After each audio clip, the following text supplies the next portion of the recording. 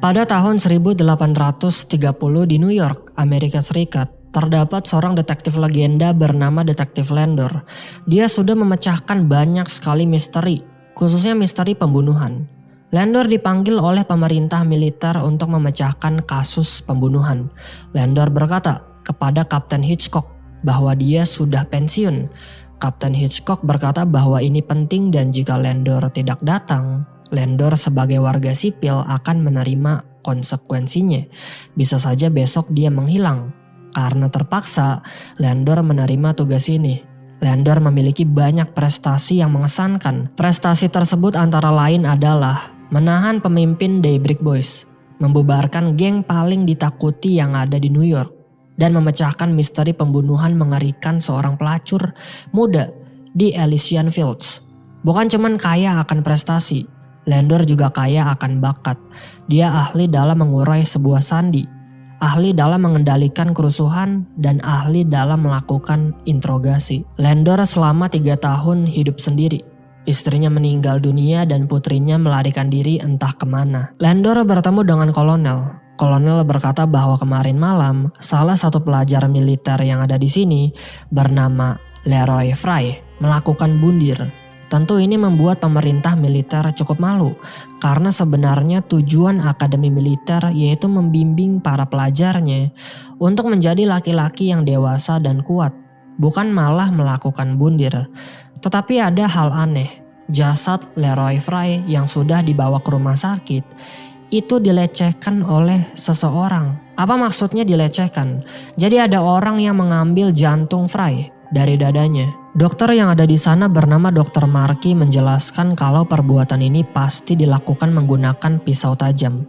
Cukup susah untuk mengambil jantung seseorang, dibutuhkan tenaga yang kuat dan juga kemampuan memotong yang lumayan. Landor bertanya ke dokter, mungkinkah orang yang mengambil jantung Fry merupakan seorang wanita? Dokter berkata bahwa bisa saja, tetapi katanya dia tidak pernah melihat wanita sekuat ini. Kolonel sangat berharap Landor bisa menangkap pelakunya, bisa menyelamatkan citra Akademi Militer Amerika Serikat. Landor pergi ke TKP. Landor menginterogasi salah satu pelajar bernama Hantun. Hantun berjaga mulai pada jam 21.30 atau setengah 10 malam dan selesai di tengah malam. Selesai berjaga, Hantun pergi ke TKP. Ini menimbulkan pertanyaan, kenapa selesai berjaga, Hantun pergi ke TKP, bukan pergi ke kamarnya? Hantun berkata bahwa ketika dia selesai berjaga, dia mendengar sesuatu. Dia kira itu merupakan suara hewan sehingga berniat untuk membantunya. Tetapi ternyata bukan, itu suara Fry. Hantun berkata bahwa kondisi Fry sudah tidak baik. Ada yang aneh, Hantun berkata bahwa Fry ganti tetapi kakinya menyentuh tanah. Hantun juga berkata bahwa dia tidak melihat siapa-siapa di sekitar. Landor mengecek jasad Fry. Memar yang ada di leher Fry itu sama sekali tidak rapih bertanda talinya menariknya. Menurut Landor, Fry mencoba untuk melawan. Ada orang yang menggantungkan dirinya dan dia mencoba untuk melawan tetapi gagal. Bertanda dia tidak melakukan bundir, melainkan ada seseorang yang membunuhnya. Landor mengecek jari-jari Fry dan ketika dibuka terdapat sebuah potongan kertas dengan tulisan pena. Melihat kejelian Landor, tentu Kapten Hitchcock dan Dr. Markey terkejut. Fighting?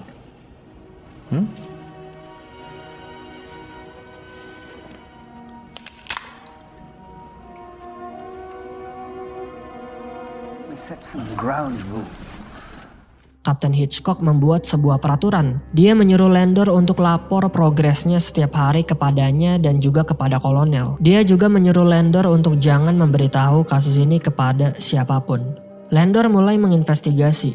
Tiba-tiba datang satu pelajar ingin memberitahu kesimpulannya kepada Landor. Dia berkata bahwa pria yang dicari oleh Landor merupakan seorang penyair, seorang yang handal dalam mengubah kata-kata menjadi syair. Landor bertemu dengan pelajar bernama Cochrane. Jadi Cochrane ditugaskan untuk menjaga mayat Fry di waktu itu di rumah sakit. Landor menyuruh Cochrane untuk menceritakan kejadian yang mungkin tidak normal baginya. Cochrane bercerita, pada pukul 2.30 malam ada seseorang yang menggantikannya. Karena gelap, Cochrane tidak tahu siapa orang yang menggantikannya. Tetapi dia tahu bahwa orang tersebut merupakan seorang perwira. Bagaimana Coach Ren tahu kalau orang tersebut merupakan seorang perwira? Karena di bahunya terdapat strip perwira. Tetapi aneh, strip yang ada di sebelah bahu kiri hilang. Jadi cuma ada satu, yaitu di sebelah bahu kanan. Di malam hari, Landor pergi ke sebuah bar untuk minum. Jadi penjaga wanita bar di sana yang bernama Patsy merupakan pacarnya Landor. Di sana terdapat pelajar yang tadi Landor temui. Dia bernama Po. Landor bertanya, kenapa Po ada di sini? Bukannya seharusnya ikut recital. Jadi recital merupakan sebuah konser kecil publik. Biasanya diadakan setelah makan malam. Po berkata bahwa dia tidak akan dicari jika tidak hadir. Orang-orang bahkan sepertinya tidak tahu kalau Po ada di bar ini. Lagi pula, Po berkata bahwa dia lebih nyaman berada di bar ini. Landor bertanya, bagaimana Po tahu tentang kematian Fry? Po berkata bahwa dia tahu dari Hantun karena katanya Hantun selalu berkoar-koar tentang apa yang dia lihat di malam hari setelah berjaga, yaitu jasad Fry dalam keadaan digantung. Landor bertanya, bagaimana Po bisa tahu kalau pelakunya merupakan seorang penyair? Menurut Po, jantung adalah lambang. Pelaku tidak mungkin asal mengambil jantung. Pasti ada alasan di baliknya. Mengambil jantung seseorang adalah tindakan dosa. Siapa yang lebih cocok melakukan itu daripada penyair? Ternyata Po sendiri merupakan seorang penyair. Dia suka sekali membuat kalimat penuh makna. Dia juga suka sekali membaca buku. Bahkan Alkitab pun dia baca. Po menemukan sebuah referensi. Di Alkitab ada sebuah kutipan seperti ini. Jadikanlah hatiku tahir, ya Allah. Hati yang patah dan remuk tidak akan kau pandang hina. Menurut Landor, bisa saja pelakunya bukan seorang penyair, melainkan seorang maniak religius. Po menyuruh Landor untuk bertemu dengan seorang pelajar bernama Eric. Dulu dia adalah teman sekamar Fry dan mereka sempat bertengkar. Eric pun dipanggil dan diinterogasi. Dia berkata bahwa benar, dia dengan Fry merupakan teman sekamar. Eric menjelaskan bahwa dia bertengkar dengan Fry karena perbedaan pendapat. Menurut Eric, Fry selalu bergaul dengan anak-anak buruk. Buruk artinya merupakan anak-anak bandel. Terus ada seorang pelajar bernama Stoddard. Dia merupakan orang terakhir yang melihat Fry dalam keadaan hidup. Jadi di malam itu, Stoddard merupakan orang terakhir yang melihat Fry dalam keadaan hidup. Jadi di malam itu, Stoddard sempat berpapasan dengan Fry ketika ingin pergi ke barak.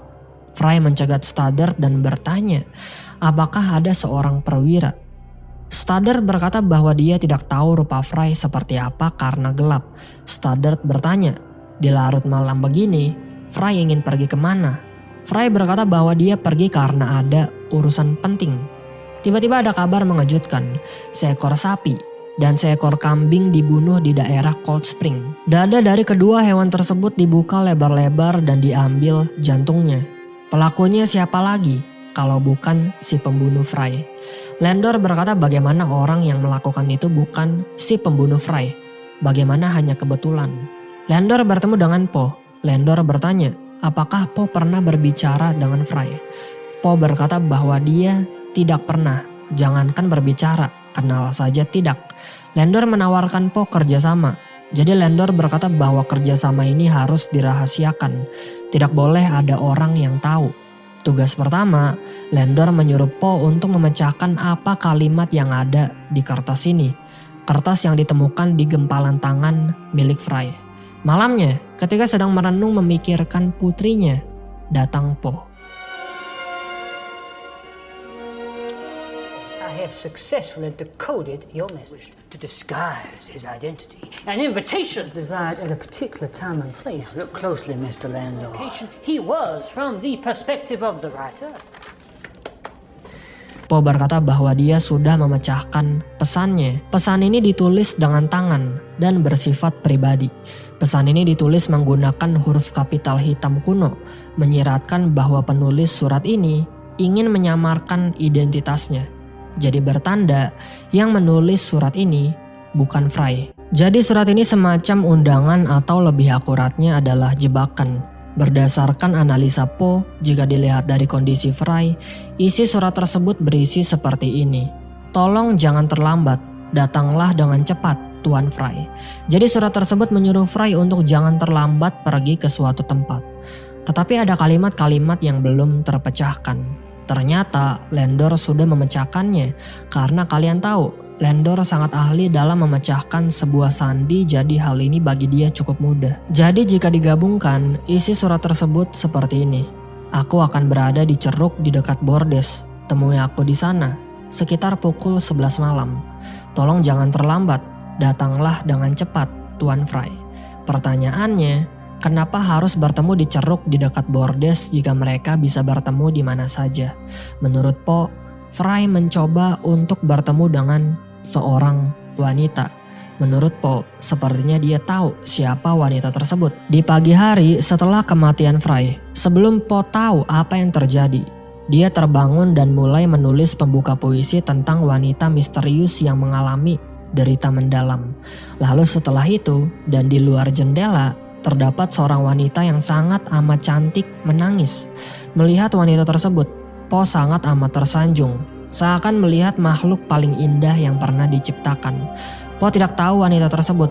Menurut Po, wanita itu menangis karena ada hubungannya dengan kematian Fry. Po melihat wanita tersebut seperti sedang menutupi nuansa kekerasan, tekanan yang tak tertahankan. Lebih ajaibnya, ternyata waktu itu Po bukan sedang menciptakan sebuah puisi.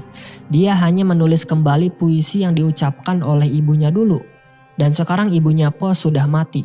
Sudah 20 tahun lamanya.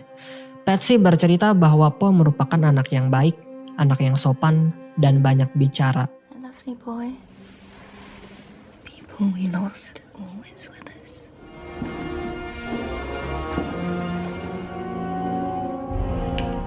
Besoknya, Landor pergi ke rumah sakit. Di sana dia hanya mengecek. Dia melihat es batu yang masih baru. Landor mulai teringat oleh sesuatu. Dokter pernah berkata bahwa kemungkinan besar si pelaku menaruh jantung Fry di wadah penuh dengan es batu. Dan pas banget, di wilayah ini cuma ada satu gudang es batu. Landor mengirim surat ke Po. Di surat tersebut, Landor menyuruh Po untuk menemuinya di gudang es batu. Landor sampai di gudang es. Landor mengecek tempat tersebut, mencari sesuatu yang tidak normal. Landor pergi ke bawah dan dia menemukan sesuatu yang tidak normal. Di lantai dia menemukan banyak sekali bekasan lilin dan juga pola membentuk sebuah simbol. Po datang. Landor pun langsung menjelaskan. Landor berkata bahwa tempat ini adalah TKP kedua. Jantung milik Fry dibawa ke sini dan seperti yang kita lihat sepertinya jantung Fry digunakan sebagai salah satu perlengkapan untuk melakukan sebuah ritual. Landor bertemu dengan teman lamanya bernama Profesor Jean Pepe. Dia merupakan seorang ahli simbol, ahli ritual, dan ahli okultisme. Landor menunjukkan simbol yang dia temukan di gudang es kepada Pepe. Pepe berkata bahwa simbol ini sudah pasti merupakan lingkaran sihir. Pepe pernah melihat simbol ini di sebuah buku berjudul Le Veritable Dragon Row. Dan jika tidak salah ingat, Pepe melihat kalau penyihir berdiri tepat di dalam segitiga. Bukan cuma sendiri, ritual ini dilakukan oleh lebih dari satu orang. Pepe menyuruh Landor untuk mengambil buku yang ada di raknya. Buku tentang seorang hakim Prancis bernama Pierre Delancre. Seseorang yang dikenal sebagai pemburu penyihir paling ditakuti. Di buku tersebut dijelaskan bahwa Pierre Delancre membunuh lebih dari 600 penyihir. Selain Pierre Delancre, ada juga seorang pastor Katolik bernama Henry Leclerc. Dia terkenal karena telah membunuh lebih dari 700 penyihir sebelum mati. Buku yang dia tulis sebelum mati telah dihancurkan, tetapi berdasarkan rumor, buku tersebut masih tersisa 2 atau 3 yang belum dihancurkan dan sekarang masih beredar. Menemukan buku tersebut sudah menjadi obsesi bagi para kolektor okultisme. Kenapa? Karena di buku yang ditulis oleh Henry Leclerc terdapat sebuah instruksi untuk mencapai keabadian alias tidak bisa mati. Lebih gilanya, Po membaca buku milik Pierre Delancre dan berdasarkan buku tersebut, para malaikat jahat melakukan pesta sabat penyihir dengan menggunakan alat-alat ini. Hewan najis seperti yang tidak pernah dimakan oleh orang Kristiani, jantung anak yang belum dibaptis, dan jantung orang yang digantung. Sudah jelas pelaku pembunuh Fry sudah pasti merupakan seorang okultisme bertujuan untuk melakukan ritual abadi alias tidak bisa mati. Disinilah Poe mencoba untuk bergabung dan mencari tahu siapa saja orang yang mungkin berhubungan dengan okultisme. Poe berpura-pura mengalami vertigo sehingga dia bisa izin untuk tidak masuk ke dalam latihan akademi selama 1 hari.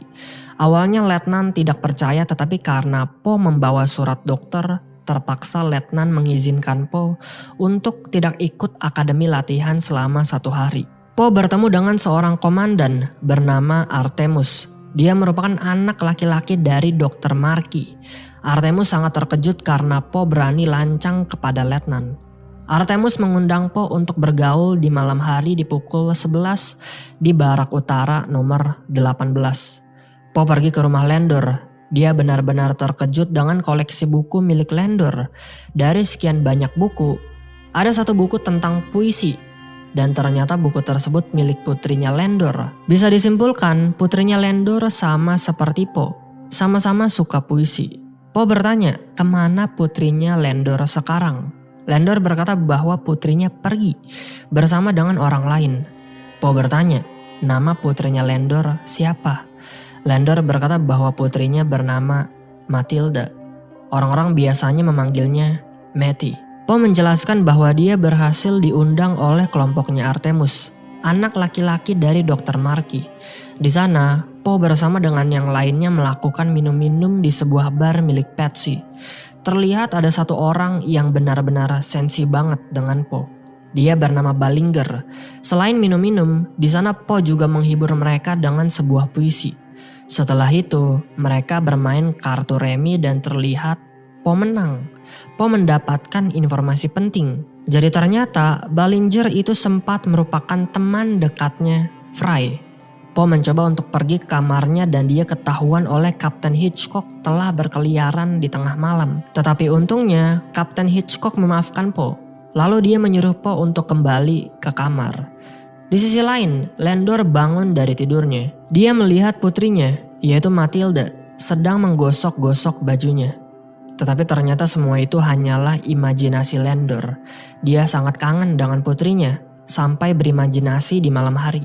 Besoknya, pemakaman Fry dilakukan. Setelah pemakaman ibunya Fry menghampiri Landor, ibunya Fry memberikan sebuah buku harian milik Fry kepada Landor. Tulisan yang ada di buku harian tersebut setidaknya sudah berumur 3 tahun. Landor berkata bahwa dia tidak ingat di kamar pribadi milik Fry terdapat buku hariannya. Ibunya Fry menjelaskan bahwa buku harian milik Fry dikirim oleh Ballinger. Jadi setelah mendengar apa yang terjadi, Ballinger langsung ke kamar Fry untuk mengambil apa saja yang ada. Dia menemukan buku harian milik Fry dan langsung memberikannya ke ibunya Fry. Di buku harian tersebut tidak ada kalimat yang jelas yang bisa dibaca. Yang ada hanyalah huruf dan angka yang tidak bisa dibaca. Landor pulang dan dia terpapasan dengan Dr. Markey dan juga istrinya bernama Julia. Keadaan menjadi cukup canggung karena Julia seketika bertanya-tanya tentang masalah pribadinya Landor. Mulai dari putrinya yang menghilang, istrinya yang meninggal, dan statusnya sebagai duda sehingga hidup sendiri. Malamnya, Poe pergi ke rumahnya Artemus untuk menyaksikan adiknya Artemus yang bernama Lia bermain piano. Ternyata Lia merupakan wanita cantik sedang menangis di jalan yang Poe sempat lihat waktu itu. Poe tentu tersanjung setelah mendengar Lia tampil. Poe langsung memuji kemahiran Lia dalam bermain piano. Poe juga tersanjung karena ternyata Lia juga suka dengan puisi. Tentu ada saja masalahnya. Ketika mencoba untuk mendekati Lia, Ballinger benar-benar sensi. Ketika yang lain sedang sibuk, Poe menghampiri Lia. Poe mengajak Lia untuk bertemu dengannya secara privasi di hari Sabtu. Awalnya Lia berkata bahwa dia tidak bisa karena hari Sabtu sibuk. Tiba-tiba Poe berbicara dengan pelayan dengan menggunakan bahasa Perancis. Poe fasih berbahasa Perancis karena dia sempat belajar dan juga tumbuh dewasa dengan menggunakan bahasa Perancis. Tentu mendengar Poe bisa berbahasa Perancis, Lee tersanjung. Lanjut ke topik tadi, jika tidak bisa hari Sabtu, maka hari Senin. Dan Poe bukan mengajak Lia ke bar, ke tempat makan, tetapi ke tempat pemakaman. Lia tertarik dan dia menerima tawaran Po. Di hari Minggu, Po bersama dengan Lia bertemu di pemakaman. Di sisi lain, Landor berhasil memecahkan sandi yang ada di buku harian milik Fry. Ternyata kertas tersebut harus dibasahkan sehingga isi sebenarnya bisa terbaca. Po bersama dengan Lia pun berbincang sambil berjalan. Ketika sedang berbincang, tiba-tiba Lia batuk-batuk, menunjukkan bahwa Lia sedang dalam keadaan yang tidak baik. Terlihat Lia sangat senang berbicara dengan Po karena Po merupakan orang yang romantis. Karena ucapan-ucapan yang dikeluarkan dari mulut Po itu selalu kalimat-kalimat berpuisi penuh makna dan romantis. Lagi-lagi Lia batuk-batuk. Tentu Po khawatir, tetapi Lia menyuruh Po untuk jangan khawatir. Tetapi tiba-tiba tidak tahu kenapa Lia mengalami kejang-kejang. Tetapi tidak lama kemudian kembali seperti orang normal biasanya. Cukup aneh. Lia menjelaskan bahwa dia memang suka seperti itu. Suka kejang-kejang. Po mengakui sesuatu. Walaupun ibunya sudah mati, Po masih bisa merasakan kehadiran ibunya di dalam hidupnya. Po merasa bahwa orang mati menghantui kita karena kita kurang menyayangi mereka. Kita melupakan mereka. Kita nggak sengaja, tetapi itu yang terjadi. Po merasa bahwa orang-orang mati merasa ditinggalkan sehingga mereka mencari-cari kita. Lia berkata bahwa dia sangat bersyukur bisa bertemu dan berkenalan dengan Po. Tentu mendengar hal tersebut, Po merasa tersanjung. Karena baru kali ini ada seorang wanita cantik yang senang berada di sekitarnya. Po berjalan pulang dan tiba-tiba dia diserang oleh Ballinger. Ballinger mengancam Po untuk menjauh dari Lia. Jika Po tidak menjauh, Ballinger akan membunuhnya. Tetapi tiba-tiba Landor datang, lalu menyelamatkan Po dari serangan Ballinger. Po curhat kepada Landor. Po berkata bahwa dia sudah capek diremehkan oleh teman-temannya, kawan-kawannya, bahkan donaturnya sendiri. Semua orang meremehkan Po kecuali ibunya yang sekarang sudah tidak ada. Po berterima kasih karena tadi sudah dibantu. Po sadar bahwa Landor itu jauh lebih pandai dari kelihatannya. Po pernah dengar bahwa Landor pernah membuat orang mengaku hanya dengan menggunakan tatapan tajam. Landor menjelaskan bahwa dengan kesabaran yang cukup, tersangka seringkali akan menanyai diri sendiri. Po sangat senang berbicara dengan Landor. Po berjanji bahwa dia akan membuatkan Landor puisi agar nama Landor bisa diingat sepanjang masa. Walaupun baru menyaksikan serangan yang dilakukan oleh Ballinger, Landor tidak menetapkan Ballinger sebagai tersangka. Dia malah menjadikan Artemus sebagai tersangka karena Landor berpikir bahwa keluarganya Artemus mempunyai ciri tersendiri. Sikap mereka seperti orang yang bersalah akan sesuatu. Besoknya terdapat kabar mengejutkan. Ballinger meninggal karena digantung. Dadanya dibuka lebar-lebar lalu jantungnya diambil. Sama persis dengan apa yang terjadi kepada Fry. Kolonel benar-benar marah kepada Landor. Lama sekali mencari pelakunya. Sudah 1 bulan Landor bekerja tetapi terlihat tidak ada proses. Landor berkata bahwa dia sudah dekat menemukan pelakunya. Tetapi tetap saja kolonel sangat marah karena seorang maniak masih berkeliaran di luar sana mencabik-cabik pasukannya. Pasukan yang hampir tak menjalankan tugas, hampir tak keluar barak atau tidur.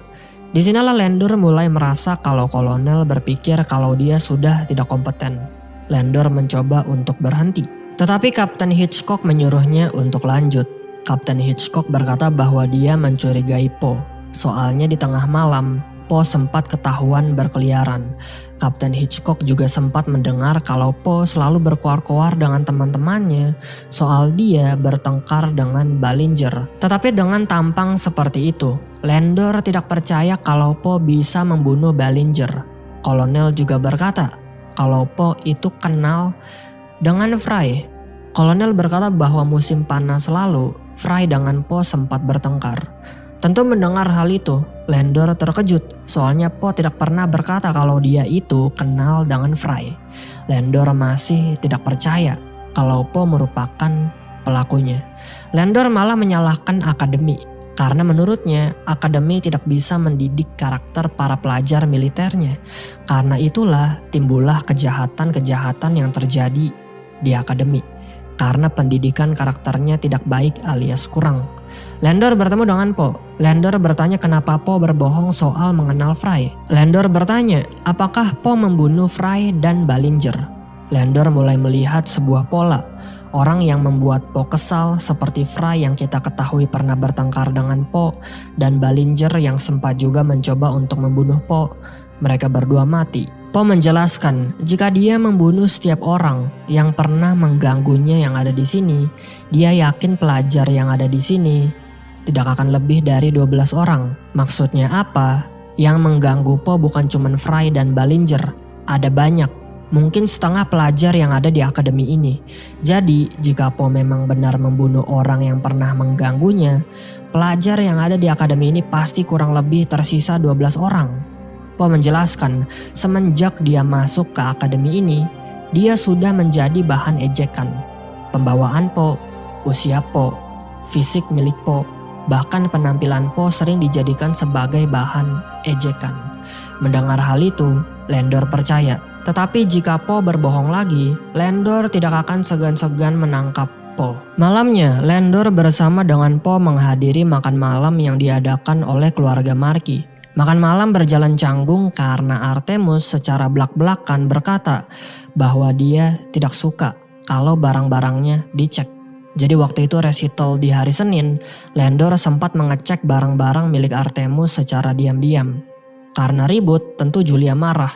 Seharusnya makan malam ini berjalan damai tetapi terlihat Artemus malah ribut. Karena itu satu persatu mulai bubar. Marky mengajak Landor untuk pergi ke ruang pekerjaannya. Marky meminta maaf karena apa yang baru saja terjadi. Landor bertanya jika dilihat-lihat apakah putrinya Marky yaitu Lia sakit. Marky berkata ya. Putrinya baru-baru ini mengalami masa sulit. Sebenarnya penyakitnya sudah dari kecil. Jadi putrinya mempunyai penyakit mengerikan, menghentikan otaknya, dan mengguncangnya seperti kirbat. Marky berkata bahwa seharusnya putrinya menikah, memiliki status dan mempunyai anak. Tetapi sayangnya sekarang mempunyai penyakit mengerikan. Lia sedang tampil maka dari itu Marky dan Landor keluar. Sementara Marky bersama dengan Artemus bermain catur, Landor secara diam-diam pergi ke atas untuk mengecek sesuatu. Setelah melihat Lia tampil, Po berkata bahwa penampilan Lia sangat amat luar biasa. Po berkata bahwa dia tersadar kalau dia rela melakukan apa saja demi Lia. Di sisi lain, Landor menemukan sesuatu. Dia menemukan jubah perwira di mana di sisi bahu kiri stripnya menghilang. Seperti yang kita tahu, Coach Ren berkata bahwa ada seseorang yang menggantikannya menjaga mayat Fry di rumah sakit. Karena gelap, Coach Ren tidak melihat wajah orang ini. Tetapi dia tahu orang ini adalah seorang perwira tetapi strip di bahu sebelah kiri menghilang. Bisa saja Artemus memakainya lalu pergi menggantikan Coach Ren untuk menjaga mayat Fry di rumah sakit. Di sisi lain, Kapten Hitchcock datang dan berkata bahwa ada pelajar lagi yang menghilang. Dia bernama Stoddard. Menurut Landor, Stoddard kabur karena di kamarnya semua barang-barang dan pakaian kosong. Kenapa Stoddard kabur? Karena menurut Landor, Stoddard takut menjadi korban selanjutnya jadi dia kabur. Bagaimana dia tahu akan menjadi korban selanjutnya? Landor berkata karena berdasarkan buku harian milik Fry, Stoddard dan Ballinger merupakan teman dekatnya Fry. Di sisi lain, Landor didesak untuk menemukan siapa pelakunya. Landor berkata bahwa dia sudah dekat untuk menangkap siapa pelakunya. Landor pergi bertemu dengan Pepe. Landor bertanya, apakah Henry Leclerc merupakan seorang pastor? Pepe berkata ya, dan Henry Leclerc meninggal karena dibakar di tiang. Di sisi lain, Po dan Lia sedang duduk berdua. Po melontarkan puisi yang dia buat khusus untuk Lia. Landor melihat satu penyihir yang dibunuh oleh Henry Leclerc. Penyihir ini katanya merupakan pemuja setan, jadi Henry Leclerc membunuhnya. Landor langsung pergi ke rumahnya Marky. Di sana terdapat sebuah lukisan. Dan lukisan tersebut merupakan penyihir yang tadi. Penyihir yang dibunuh oleh Henry Leclerc karena telah memuja setan. Di sana, Landor juga menemukan buku milik Henry Leclerc. Di mana buku tersebut terdapat instruksi untuk menjadi abadi dengan melakukan sebuah ritual pemujaan setan. Yang biasa zaman dulu penyihir pakai. Jadi semuanya sudah jelas. Lia mempunyai penyakit epilepsi. Karena tidak ada obatnya, dia melakukan sebuah ritual pemujaan setan agar bisa hidup abadi. Dan ritual tersebut membutuhkan hewan najis seperti hewan yang tidak pernah dimakan oleh orang Kristiani, jantung anak yang belum dibaptis, dan jantung orang yang digantung. Di sisi lain, ternyata Artemus, Lia bersama dengan ibu mereka, yaitu Julia, sedang melakukan ritual. Dan tumbalnya ternyata adalah Po. Po mau menjadi tumbal karena dia rela melakukan apa saja untuk Lia. Lander bertanya kepada Dr. Marky, di mana keluarganya? Marky tidak menjawab. Di sini Lander tahu di mana keluarganya Marky. Sudah pasti berada di gudang es sedang melakukan sebuah ritual. Di sisi lain, Lia sudah sampai tahap di mana mencoba untuk mengambil jantung milik Po. Lia berkata bahwa berkorban merupakan ungkapan cinta yang sebenarnya. Tetapi sepertinya Lia melakukan ritual ini bukan karena cinta dengan Po, tetapi karena ingin dirinya sembuh dari penyakitnya, yaitu epilepsi. Karena sudah buta akan cinta, tentu Po rela melakukannya. Tentu Po rela mengorbankan dirinya demi Lia. Tetapi tiba-tiba datang Lander. Lander berteriak menyuruh ritual ini diberhentikan. Tetapi karena mereka tidak mau berhenti, terjadilah kericuhan dan ini yang terjadi. Please just leave us alone. It's almost time.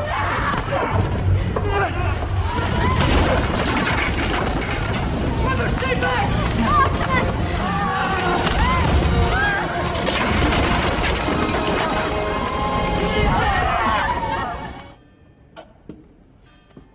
Lia dan Artemus terpaksa harus mati karena tertimpa reruntuhan kayu berapi.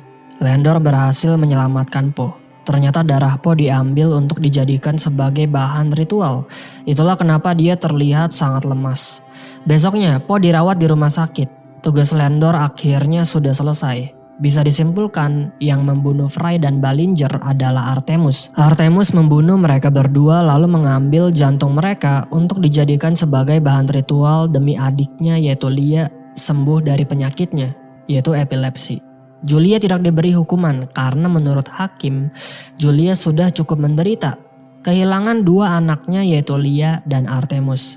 Sementara Dr. Marky mengundurkan diri sebagai dokter di Akademi Militer.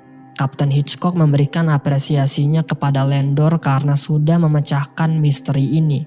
Kapten Hitchcock meminta maaf karena sempat mempertanyakan kekompetenan Lander sebagai detektif. Kolonel juga berterima kasih kepada Lander. Kolonel tidak menyangka kalau sebenarnya pelakunya adalah keluarga Marky. Padahal Kolonel sudah mengenal keluarga Marky cukup lama. Besoknya, Po sudah pulih lalu datang ke rumah Lander. Di sini terdapat plot twist yang mungkin tidak akan kalian duga. Po ditawarkan minuman oleh Lander tetapi dia menolak. Po langsung menuju ke poinnya. Po sadar saat sedang tidur. Sobekan surat yang ditemukan di tangan Fry dengan surat yang ditulis oleh Lander yang dikirim ke Po, itu tulisannya sama. Po menganalisis kedua surat tersebut dan terlihat bentuk hurufnya bahkan ketebalannya sama persis. Bertanda dua surat tersebut ditulis oleh orang yang sama dan juga dengan pena yang sama. Ditulis oleh Lander dan juga dengan pena milik Lander. Pertanyaannya, kenapa Lander mengirim Fry surat? Kebetulan sekali, Po sempat berbicara dengan Patsy. Dulu setelah pulang dari pesta akademi, Matilda, putrinya Lander, diperkaos oleh 3 pelajar akademi militer. Setelah diperkaos, dinodai, Matilda ditinggalkan begitu saja di malam hari di bawah jembatan. Tentu setelah diperkaos Matilda pingsan karena kecapean. Besok paginya dia berjalan pulang dan bertemu dengan ayahnya yaitu Lander. Tentu melihat putrinya tampak lemas habis diperkaos. Lander langsung memeluknya. Matilda dibersihkan oleh ayahnya. Setelah itu Matilda memberikan ayahnya sebuah kalung dan itu milik Fry. Bertanda salah satu orang yang memperkaos Matilda adalah Fry. Malamnya Matilda berdoa kepada Yesus sampai nangis-nangis. Setelah itu di pagi hari dia pergi ke dasar jurang. Tentu Lander mengejarnya. Lander menyuruh putrinya untuk menjauh dari dasar jurang. Untuk pergi ke sini. Tetapi apa yang dilakukan Matilda? Matilda berkata, "Aku mencintaimu," lalu setelah itu menjatuhkan dirinya sendiri. Ternyata di surat yang diterima Fry itu tertulis dari Patsy. Mungkin karena Fry merupakan cowok jorok, dia berharap bisa melakukan hubungan intim dengan Patsy. Tetapi ternyata surat tersebut ditulis oleh Landor. Lalu setelah sampai sana, Landor memukul Fry, lalu menggantungnya sampai mati. Lalu setelah itu datang Hantun. Dia kira suara berisik merupakan suara hewan. Ternyata suara Fry berteriak. Karena melihat Fry sudah mati, Hantun langsung kabur. Jadi yang membunuh Fry adalah Landor. Tetapi yang mengambil jantung Fry di rumah sakit adalah Artemus. Jadi selama ini Landor tahu kalau Lia mengalami epilepsi dan pas banget keluarganya merupakan keturunan penyihir. Poe benar-benar tidak menyangka ternyata selama ini dia dibodohi oleh Landor. Karena aksi Landor, Lia dan Artemus akan selamanya dianggap sebagai pembunuh. Padahal sebenarnya pembunuhnya adalah Landor sendiri. Poe bertanya, bagaimana Landor tahu kalau Fry memperkaos Matilda? Landor menunjukkan kalung yang dibawa oleh Matilda waktu itu. Dan kalung tersebut milik Fry. Bagaimana dengan Ballinger? Bagaimana Landor tahu kalau Ballinger juga ikut serta memperkaos Matilda? Landor menunjukkan buku harian Fry. Di situ tertulis bahwa Fry dengan Ballinger merupakan teman dekat. Ketika dipukulin, Ballinger mengaku bahwa dia memperkaos Matilda. Sambil dipukulin, Landor berkata, siapa lagi orangnya? Ballinger berkata, Stoddard. Setelah mengaku dan memberikan informasi, Landor membunuh Ballinger. Lalu membuka dadanya dengan lebar dan mengambil jantungnya. Supaya terlihat aksi ini dilakukan oleh pemuja setan. Landor membiarkan Stoddard melarikan diri. Landor berharap Stoddard menghabiskan sisa waktunya dengan pikiran yang cemas mengetahui bahwa dia telah melakukan sesuatu yang kejam. Sekarang bagaimana? Semua tergantung kepada Poe. Apakah Poe akan melaporkan perbuatan Landor sehingga dia akan dihukum mati? Atau tidak? Poe memilih untuk tidak melaporkan Landor. Melihat hal tersebut tentu Landor menangis. Dia melihat bahwa Poe memang merupakan anak yang baik. Landor berkata bahwa dia berharap ketika setelah pesta akademi, Matilda bertemu dengan Poe, bukan malah diperkaos. Mungkin saja setelah bertemu, Matilda dengan Poe berpacaran dan sekarang mereka menjadi keluarga. Landor langsung pergi ke tempat di mana Matilda menjatuhkan dirinya sendiri. Di sana, dia melepaskan peninggalan Matilda satu-satunya, yaitu sebuah pita rambut. We might have become a family indeed. Goodbye, Landor.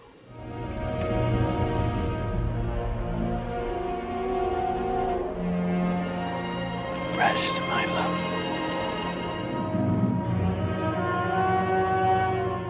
Terima kasih yang sudah menonton. Jika kalian suka dengan video ini, jangan lupa untuk share, like, dan subscribe. Sekali lagi terima kasih guys, dan sampai jumpa di video selanjutnya. Bye-bye.